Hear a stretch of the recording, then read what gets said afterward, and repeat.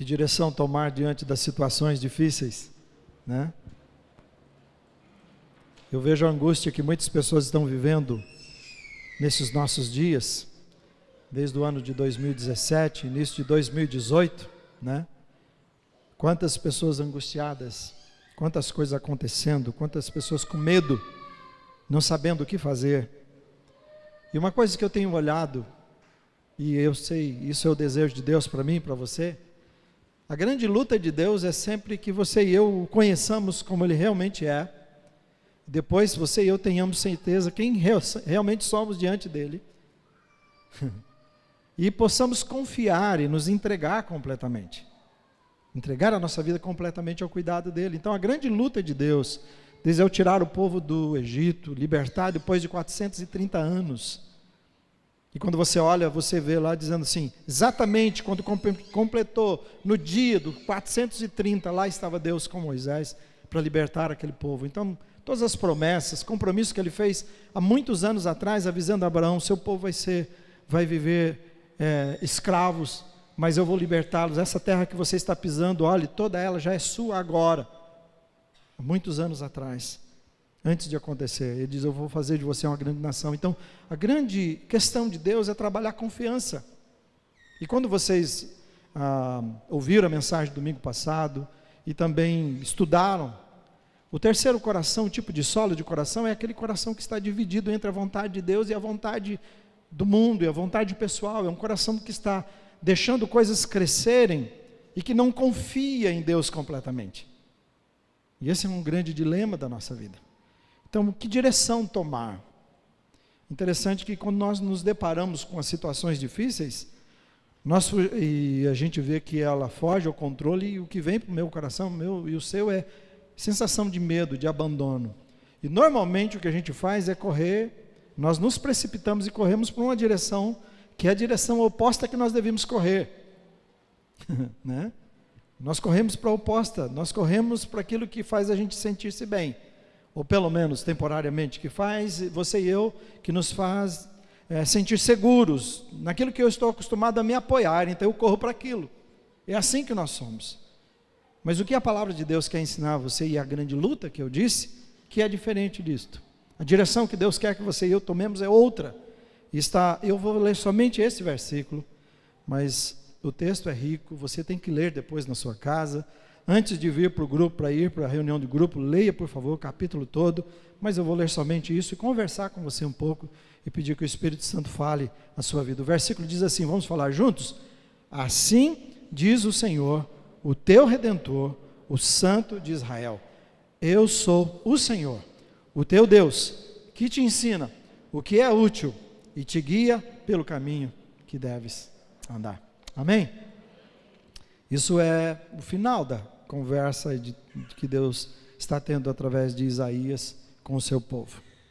E um pano de fundo para você entender, já que eu li só esse versículo, Deus havia prometido 70 anos antes do cativeiro da Babilônia, que depois levaria esse povo, o povo de Israel, de volta para a sua pátria. Ele havia prometido 30 anos antes. E então, por isso que na época de Jeremias, quando Jeremias, eles estão indo para a Babilônia, e na verdade Deus falou, vão para lá. Quando eles estão indo para a Babilônia, Jeremias chega e diz assim, olha, deixa eu dizer uma coisa para vocês, invistam, se preparem, construam suas casas, porque o tempo que vocês vão ficar aqui não é pouco. Então não fique aí pensando em viver uma vida, construa a sua vida aqui por um período. Jeremias 29:10, uma parte está dizendo assim, quando os 70 anos de Babilônia passarem, era a promessa, eu mostrarei que me interesso por vocês e cumprirei a minha promessa de trazê-los de volta à pátria de vocês. Essa era a promessa, e é o que está acontecendo ali, é o que Isaías, então isso foi para Jeremias antes, e agora Isaías falando 70 anos depois. Então a palavra de Isaías é um cumprimento daquilo que Deus havia dito, e quando você olha Deus conversando com eles ali no capítulo, ele está dizendo assim, eu não sou um Deus que ficou falando coisas obscuras para vocês e deixei vocês em dúvida. Cada vez que eu falei com vocês, cada vez eu prometi, eu falei sobre o futuro, antes que acontecesse, para que quando acontecesse, vocês não dissessem que foram os ídolos de vocês, mas que fui eu quem fiz na vida de vocês. e mesmo assim, ele falou, mas desde o início vocês sempre foram rebeldes. E o que Deus está fazendo através de Isaías, agora então chamando o povo para um segundo, os especialistas dizem assim, estão chamando para um segundo êxodo. O primeiro êxodo é do Egito, 430 anos de escravidão. E agora o segundo êxodo é da Babilônia, 70 anos também de escravidão que Deus havia mandado por causa da desobediência. Mas ele diz, eu vou mostrar, eu mostro a vocês que me interessam. Antes de acontecer 70 anos de novo, eu apareço no cenário. Eu vou enviar um profeta, eu vou tirar vocês de lá. Sabe qual foi o grande problema? Um comentarista colocou assim, os judeus haviam se acostumado com a segurança do cativeiro, segurança de ficar escravo, de viver uma vida escrava, e se esqueceram dos desafios da liberdade. Eles haviam acostumado com isso, eles gostaram disto. Você pode ver que o povo de Israel, Deus diz assim, eu vou levar eles por outro lugar mais longe, quando ele está tirando do Egito, para que eles não queiram voltar para o Egito, quando as coisas apertarem.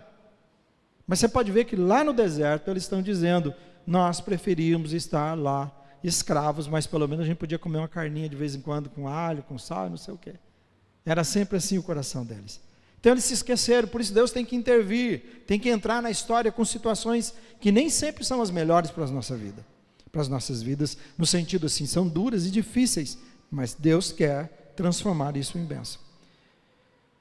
Então permanecer na vida que eles estavam levando, mesmo como escravos, numa terra distante, era mais seguro do que deixar ir para a pátria e começar do zero. Eu prefiro ficar aqui.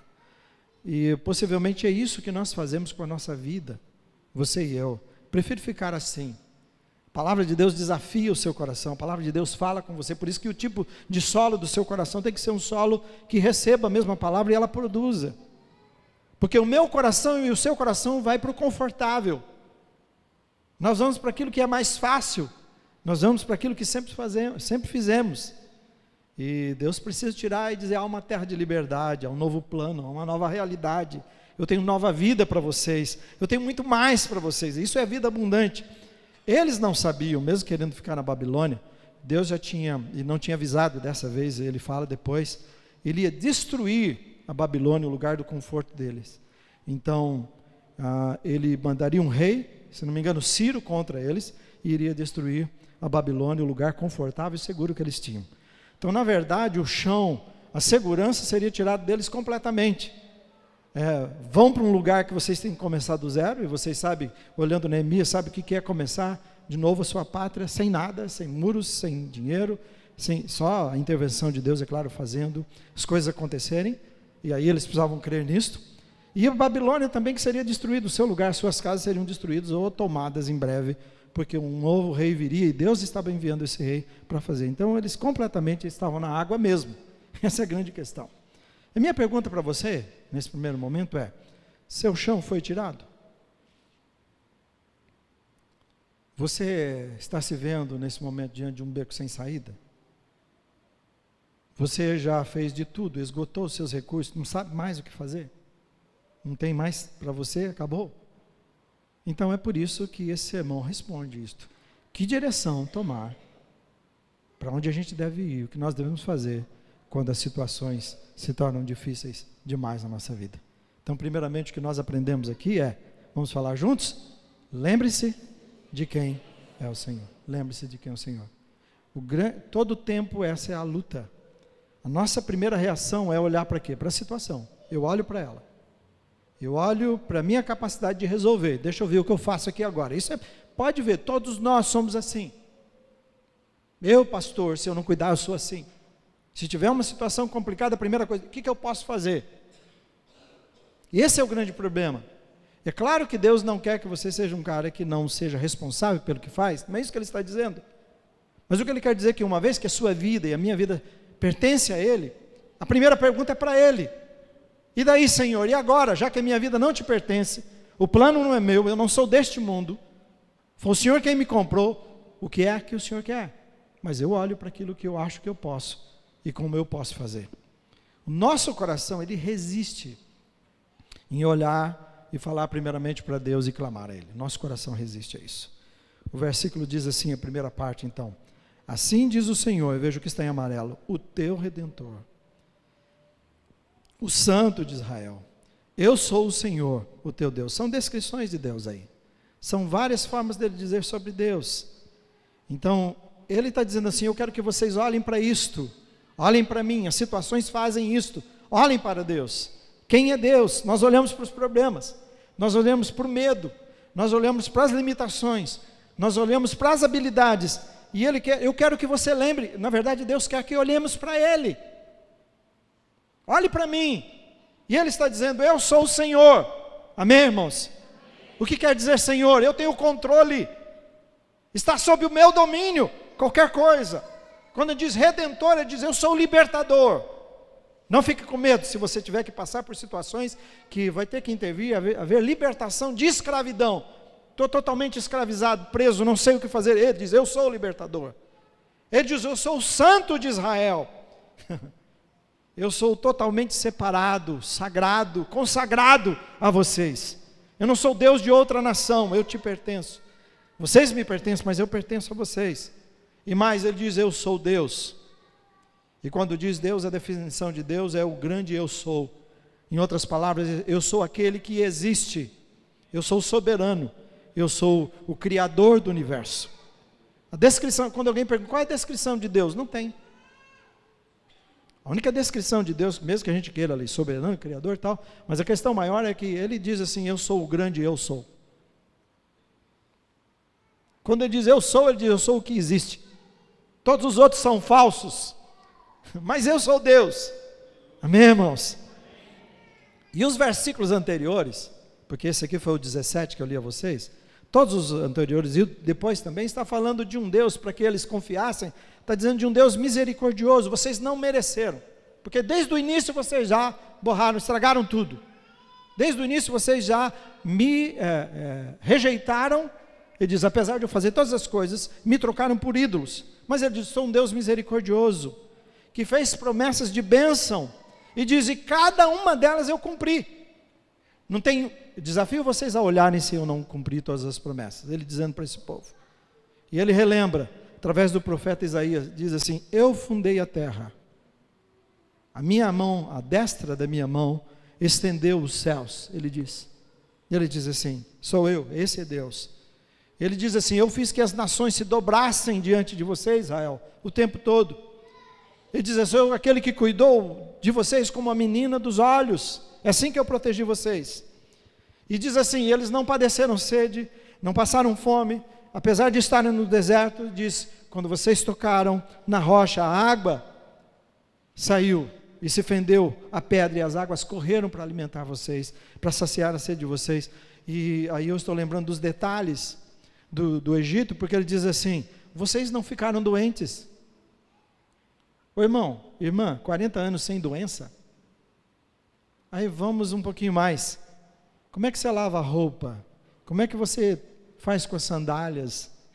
E ele foi detalhista, ele diz assim, a sua sandália em 40 anos, você não precisou trocá-la, não estragou.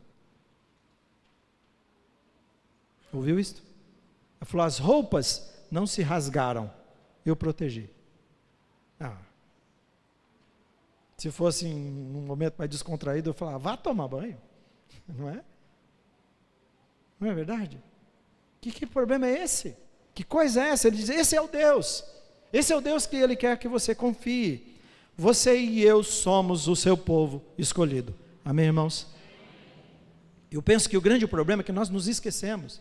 Nós falamos de Israel, lá o Israel judeu, mas ele diz que em Jesus, judeus e gentios, gregos, não há mais, todos se juntaram num único povo, um povo espiritual, que não tem placa de igreja, aqueles que servem realmente a Deus não tem mais, e nem nome de povo, todos se tornaram o Israel espiritual de Deus. Ele diz, eu zelo. E quando você olha ali, ele diz, muitas vezes eu quis destruir você, mas por causa do amor, por amar o meu nome, ele diz, para honrar o meu nome, eu não destruí vocês. Então, ou se eu e você não somos destruídos por causa da misericórdia, somos destruídos porque Ele ama o nome dEle. Você está entendendo? Eles vão dizer depois que os ídolos foram mais fortes e Deus não conseguiu levar um povo. Já que Deus trabalha com a sua liberdade, a minha liberdade, Ele não fez de você um robozinho e eu para sermos obrigados a servi-lo. Então Ele nos dá a liberdade e nessa liberdade sempre o povo no seu coração escolhia os ídolos. Mas Ele quer lembrar você e eu somos menina dos olhos de Deus. Isso é maravilhoso. Então, para mim, nesse ponto fale para a situação do seu casamento. Quem é o Senhor? Fale para a situação da sua empresa, dos seus negócios, das suas finanças. Quem é o Senhor? Fale para a sua doença. Quem é o Senhor? É isso que Ele está dizendo. Ele está dizendo, eu sou Deus, eu sou libertador, eu sou Senhor soberano sobre todas as coisas. Ele está dizendo, sou soberano no seu casamento, sou soberano na situação da sua família, sou soberano na sua vida profissional, sou soberano aos seus sonhos, sou soberano às suas frustrações. Eu sou Deus que ama você e que tudo que fez porque deseja uma vida melhor para você. E olha só, Jesus mesmo falando em Lucas, tanto no capítulo 1 e no 18, ele repete, ele diz assim, porque para Deus, vamos falar juntos? Porque para Deus nada é impossível. E no 18, 17, é isso? Ou 27? E o 18 ali, eu acho que é 18, 27, diz assim, Jesus respondeu, o que é impossível para os seres humanos é possível para Deus. Então essa é a palavra de Deus para o meu coração, para o seu coração.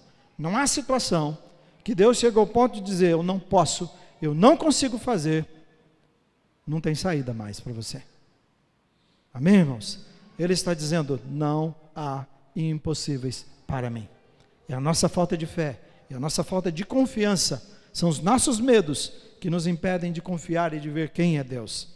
São as nossas limitações. Deus vai acima de tudo isso. Ele diz, eu posso tudo. Na minha limitação, na sua limitação, Ele diz, Israel, eu posso tudo.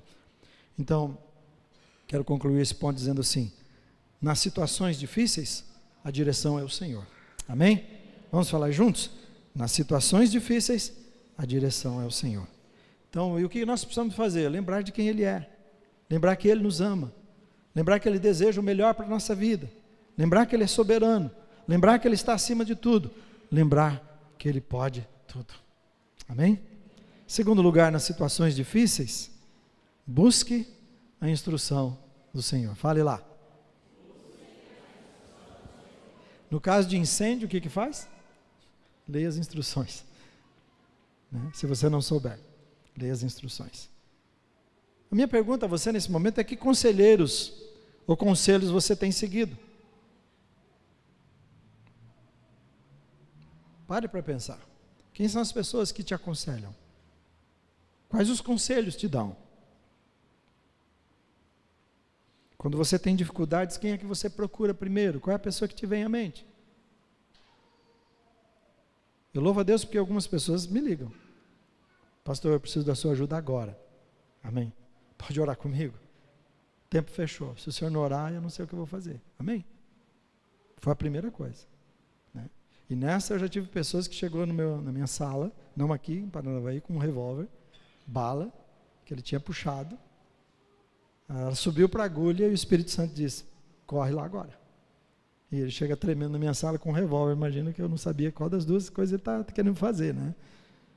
Nessas alturas. Não, ele entrega chorando, dizendo, o Espírito Santo disse para eu correr aqui. E o revólver dele e balas ficaram guardados por um bom tempo. Mas quais são os conselhos e conselheiros da sua vida? Vamos ler o versículo novamente, prestar atenção no que está amarelo. Diz assim, vamos juntos? Assim diz o Senhor, o teu Redentor, o Santo de Israel. Eu sou o Senhor teu Deus, que te ensina o que é útil. Amém? Quantas soluções que nós mesmos, eu disse, como nós pensamos primeiramente nas nossas habilidades, capacidades, quantas soluções que nós mesmos arrumamos e decisões que nós tomamos, Deus fica para depois, porque nós não paramos para ir aos seus pés e perguntar para Ele. Na história de Maria e Marta, Deus deseja isso. Não que não tenhamos aspectos da Marta da nossa vida, de trabalhar, de fazer o melhor, de oferecer o melhor, mas Ele diz assim, na presença de Jesus, o que a gente faz é parar para conversar com Ele. Não é para trabalhar para Ele, na hora que Ele está presente é para conversar com Ele, para ouvi-lo, é para aproveitar do que Ele tem para dizer. E a grande questão é que nós não fazemos isso, nós somos a Marta, que corre,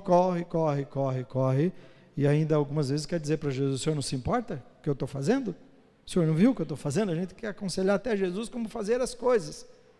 Nós fazemos as coisas que parecem certas a nós, porque nós aprendemos assim, sempre fizemos assim, mas a gente vai perceber que no final são medidas inúteis, que elas fizeram foi piorar a situação. Quantas pessoas conseguem piorar aquilo que já é difícil demais?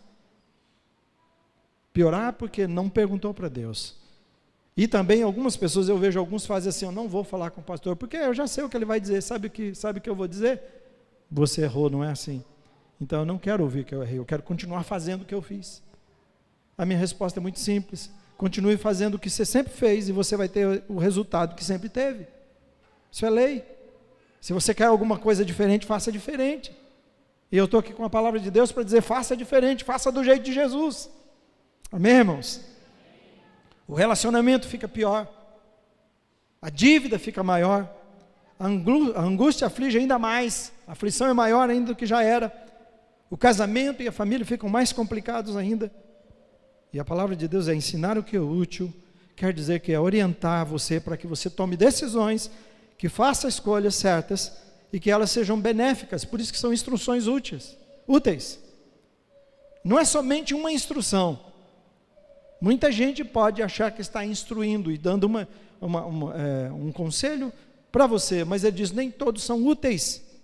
Deus é que tem aquele conselho que é benéfico, que vai produzir o bem e não o mal na sua vida, que vai fazer exatamente aquilo que Deus deseja para você.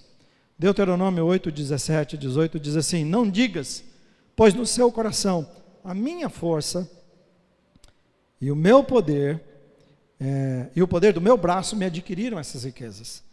Antes te lembrarás do Senhor.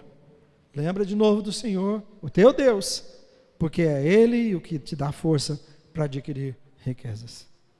Então, o contrário para mim de buscar instrução, nós dependemos de nós mesmos, como está descrito nesse versículo. Isso aqui é não buscar instrução. Eu dependo de mim. Então, quando nós não buscamos, nós estamos dizendo para Deus, na minha força agora, na minha sabedoria agora, no meu braço agora, eu vou fazer acontecer. Então buscar é lembrar que Deus é Senhor. Novamente, o primeiro ponto, buscar a Deus é lembrar, Ele é Senhor. Ele é tudo aquilo, Ele está no controle de todas as coisas, Ele é soberano. É lembrar, a minha vida pertence a Ele. Ele que tem os únicos planos, Ele não tem os planos bons, Ele tem o único plano que pode fazer a sua vida dar certo. Ou tem alguém que tem mais sabedoria do que Deus e possa dar um outro plano para você? Ele diz assim, antes de você nascer eu já escrevi a sua vida, a sua história. Eu já preparei tudo que tem que ser preparado. A questão toda, você fala, então o meu destino está traçado? Não. Você escolhe se quer andar na agenda de Deus ou na sua agenda. Entende a diferença? Você e eu escolhemos se queremos. Não é destino traçado, gente, não, essa é minha sina, eu tenho que seguir. Não, não tem. Deus não tem sina para ninguém. Ele diz, eu tenho um plano maravilhoso, se você quiser ouvir e aceitá-lo, anda e eu vou abençoar você cada dia, eu vou dirigir você, dirigir a sua vida, e você vai extrair o melhor dela.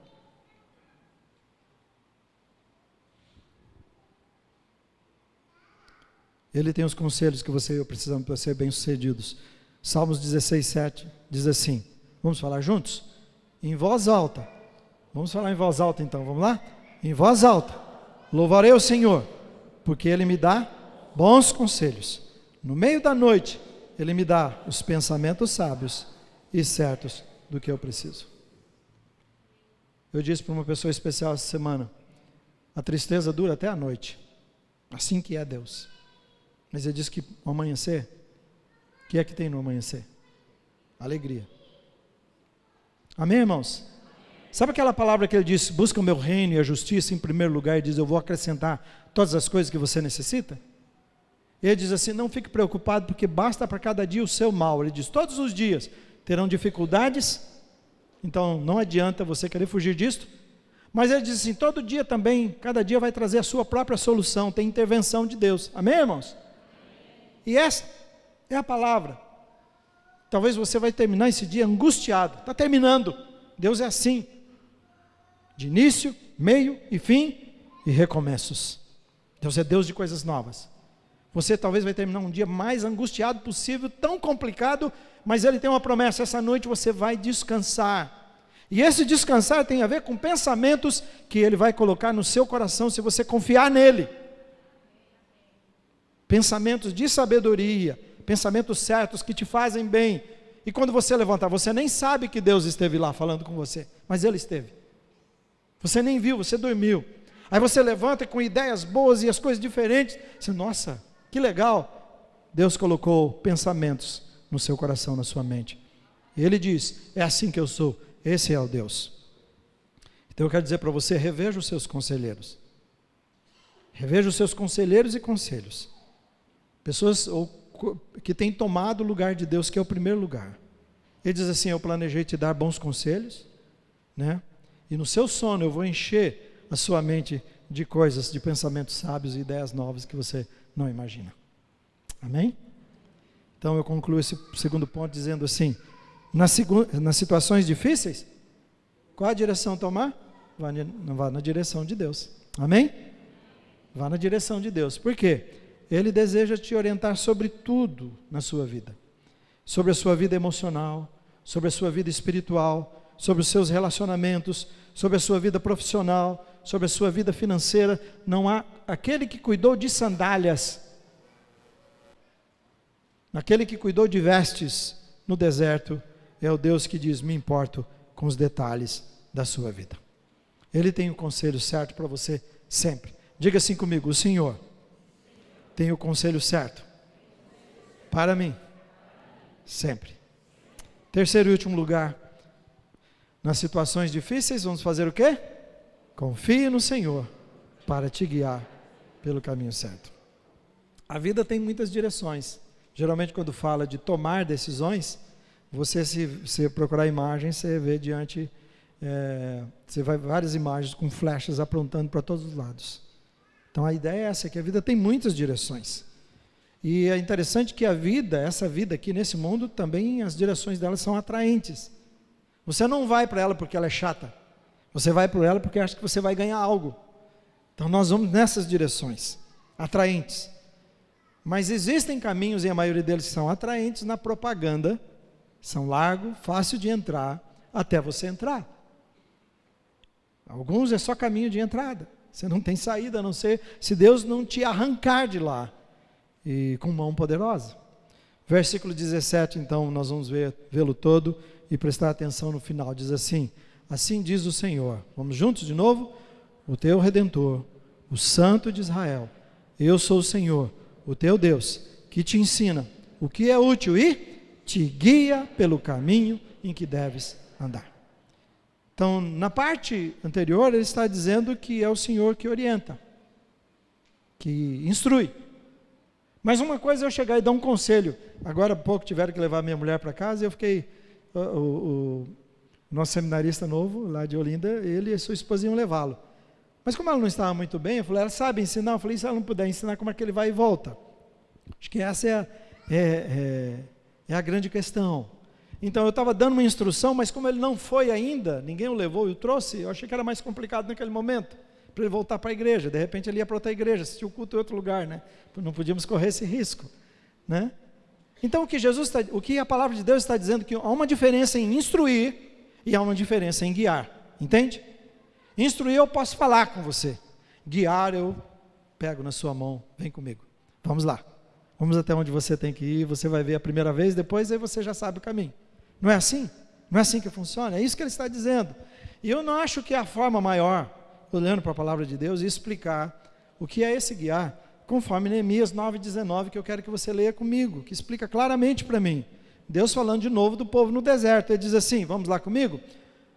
Foi por tua grande compaixão, Neemias dizendo, que não os abandonasses no deserto. De dia a nuvem não deixava de guiá-los em seu caminho, e nem de noite a coluna de fogo deixava de brilhar sobre o caminho que deviam percorrer. Nosso Deus, esse é o nosso Deus maravilhoso. No deserto, o mundo é o meu deserto, é o seu deserto, e a nossa vida somos como esse povo andando por esse deserto. Ele diz, não te abandonei lá, e não te deixei lá para as feras, ao contrário, diz que era a presença do próprio Deus, na nuvem e na coluna de fogo, era o Espírito Santo caminhando com eles. Deus presente com eles. No deserto, Ele dizendo, eu aqui com vocês. Você entende a presença de Deus nos guiando? Ele diz, Ele vai à frente. Não são eles que tinham que escolher o caminho, era escolhido por Deus. Amém, irmãos? Deus dizendo, aqui é a nuvem, sigam a nuvem. Se a nuvem parar, parem. Se a nuvem virar para a direita, virem para a direita. Se a nuvem virar para a esquerda, virem para a esquerda. Eu estou à frente. Aí à noite, coluna de fogo, brilhando, é acesa, para alumiar o caminho que eles, para ficarem livres das feras, do perigo, e caminharem se precisassem caminhar à noite, porque a luz estava ali. Você e eu precisamos crer, e eu quero encerrar aqui assim. Você e eu precisamos crer em quem é Deus, em quem nós somos para Ele, como Ele nos ama, como a sua misericórdia está sobre nós, que nós somos o seu povo escolhido, e Ele deseja dirigir, guiar a sua vida em cada passo que você precisa dar. Não há um passo, não há uma situação, não há uma coisa qualquer na sua vida, por mais simples ou complexa que seja, que Ele diga, não vou agir nisto. Quando você o convida, Senhor, eu quero te seguir. Para mim a sua oração deveria ser hoje, a minha oração e a sua oração seria assim, Senhor, toma a frente da minha vida. Toma realmente o controle, nós recebemos Jesus na nossa vida, somos salvos, mas o grande problema não é só Ele ser Salvador, nós já ouvimos isto. A questão é um outro S, Ele ser Senhor. Ele me salvou, me libertou, mas Ele quer tomar conta de tudo na sua vida e na minha vida. Ele quer ter o Senhor, Ele quer ser soberano na sua vida, Ele quer ser o primeiro na sua vida, na minha vida. Ele quer estar à frente da sua vida, guiando todas as coisas. Essa é a grande luta nesta manhã, com o seu coração, no meu coração, de crermos de quem é Deus, de buscarmos as suas instruções e deixarmos que Ele tome a frente da nossa vida em todas as coisas, porque Ele quer ter o primeiro lugar e ser o Senhor da sua vida em tudo, para que você possa experimentar o melhor que Ele tem para você.